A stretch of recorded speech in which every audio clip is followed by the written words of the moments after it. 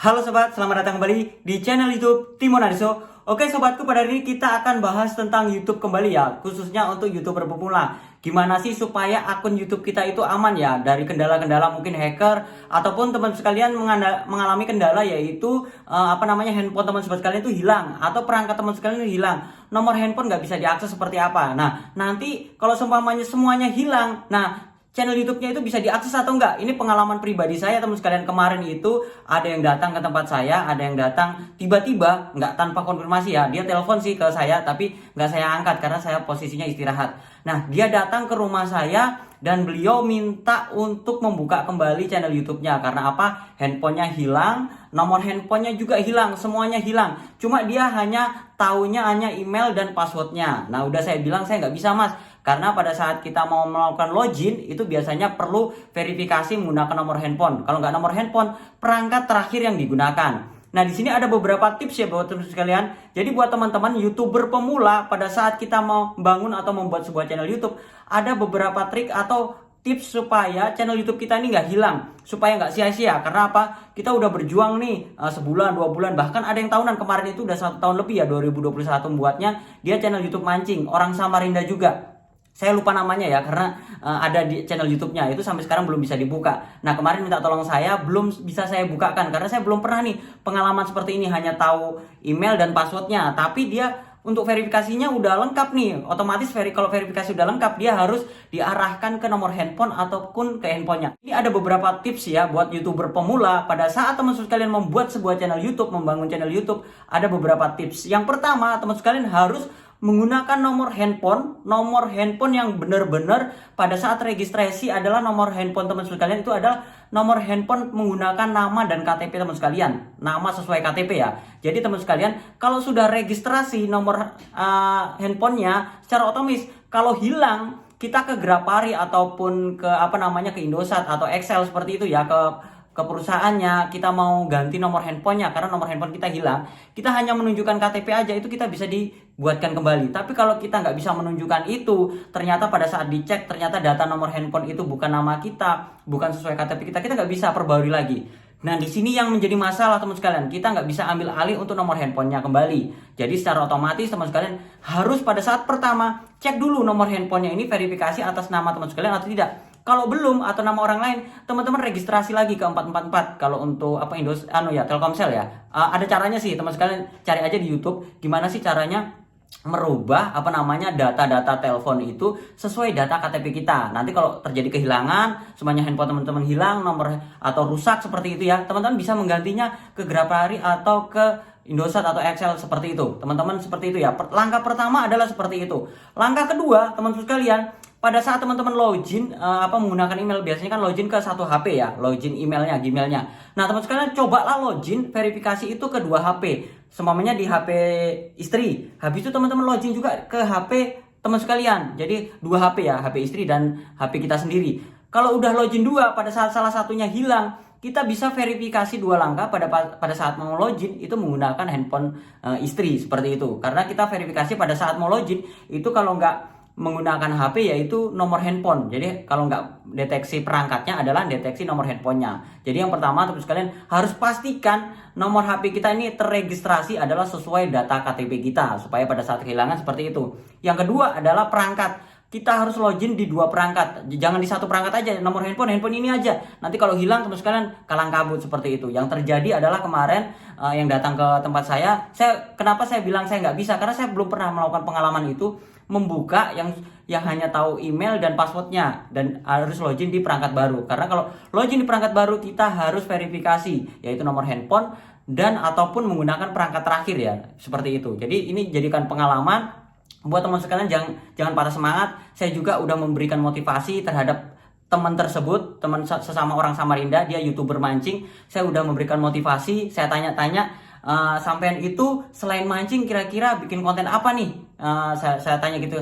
Saya masih mancing aja mas, saya udah mendalami setahun, saya udah keluar dari perusahaan, saya udah menggelutin karena termotivasi dari Mas Timon yang bisa berhasil. Sebenarnya saya belum berhasil banget sih teman-teman, tapi saya paling tidak sudah bisa menghidupi kehidupan saya dan keluarga itu dari YouTube dan dari penggunaan saya menggunakan blogger seperti itu. Jadi buat teman sekalian, pada saat kita terjadi down seperti ini, nah saya memberikan motivasi saya seperti ini. Mas, dulu pengalaman pribadi saya pernah pada saat nge-YouTube atau ngeblog pertama kali, itu sama kejadiannya seperti sampean, tapi sedikit berbeda. Bedanya begini, kalau sampean itu di YouTube, sampean itu nggak bisa ngakses ya di akun YouTube-nya. Tapi kalau saya pribadi bukan. Kalau saya itu ke blog atau blogger saya ya, akun website saya.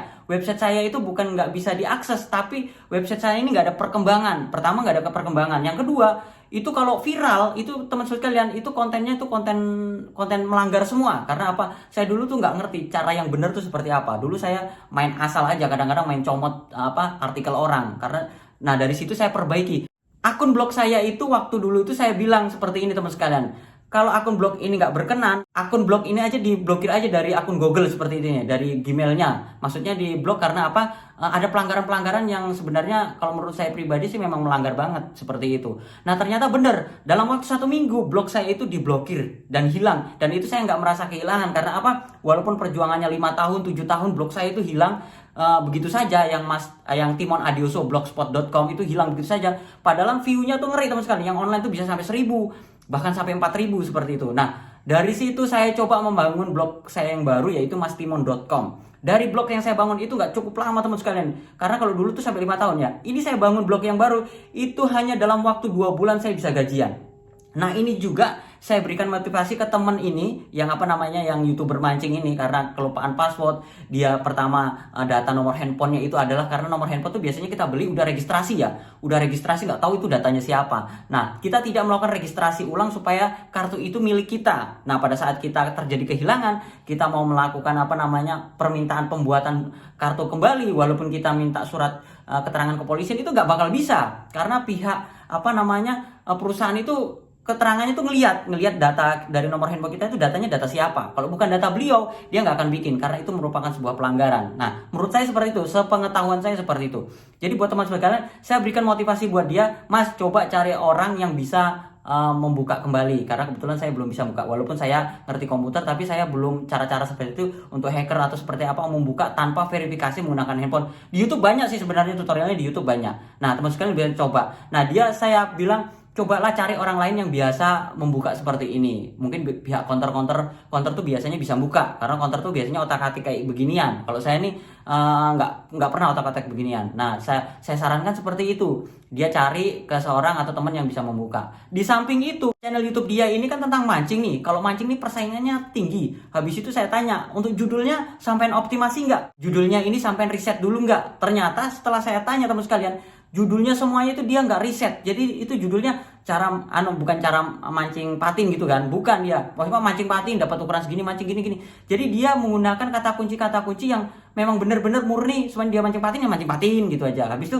nggak ditargetkan di set engine YouTube. Jadi durasinya itu walaupun dia upload video setiap hari, dalam waktu 1 tahun itu perkembangannya sedikit banget, penontonnya hanya 1000-2000. Lalu saya bilang, selain mancing, sampean itu ngelola apa lagi nih di rumah? Ada kegiatan apa selain mancing? Apa sampean kerja atau sampean ngapain? Nah beliau bercerita bahwasanya dia itu suka pelihara kucing pertama, habis itu dia suka bertanam, berkebun seperti itu. Nah dari situlah saya sampaikan, saya motivasi seperti ini dari pengalaman saya pribadi tadi ya, yang dari blog yang lama 5 tahun nggak ada perkembangan, tapi setelah 2 bulan ada perkembangan signifikan. Bahkan YouTube saya juga sama seperti itu. YouTube saya yang Timon Adioso itu sedikit lambat, tapi ternyata kenapa ada channel YouTube saya satunya yang value tutorial itu melejit. Subscribernya sekarang udah sampai 140.000 seperti itu. Nah saya bilang cobalah sampai membuat sebuah channel YouTube baru yang nuansanya alam, karena sampai suka berkebun, sampai suka merawat kucing-kucing liar. Kucing-kucing liar itu diambilin ya, yang kelaparan, dia kasih makan, dia mancing itu ikannya untuk memberi kucing-kucing tersebut. Nah cobalah sampai bikin konten itu.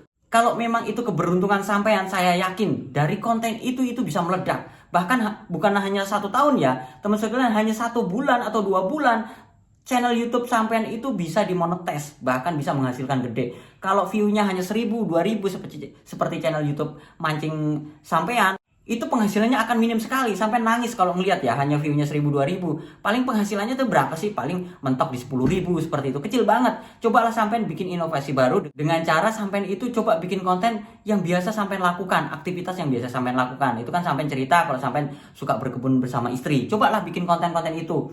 Cara untuk menanam cabai itu adalah salah satu kata kunci ya teman-teman sekalian, cara menanam cabai. Nah, menanam cabai itu dari satu tanaman aja itu bisa mendapatkan konten sampai dengan puluhan bahkan ratusan ya dari satu produk satu tanaman ya. Lah, kalau sampean itu nanam terong, sampai nanam singkong, sampai nanam jagung, berapa konten yang bisa sampean produksi? Tapi kalau mancing, coba kalau sampean mancing sehari nih satu kali tiba-tiba jong nggak dapat apa-apa, bisa jadi konten sampean itu nggak bisa dapat apa-apa konten. Tapi kalau sampean konten tanaman itu bisa bersamaan, satu nanam terong, satu nanam lombok, satunya lagi nanam mungkin timun, seperti itu berjejer. Secara otomatis sampean itu bisa bikin konten secara bersamaan. Bahkan setiap hari sampean bisa bikin konten dari situ. Nah, saya pikir mungkin dari pengalaman ini, dari pengalaman channel YouTube sampean yang nggak bisa dibuka ini, cobalah bikin channel YouTube baru supaya sampean itu nggak begitu stres ya. Karena saya lihat tuh teman sekalian kemarin tuh datang ke saya itu stres banget karena orangnya tuh lemes banget. Karena apa?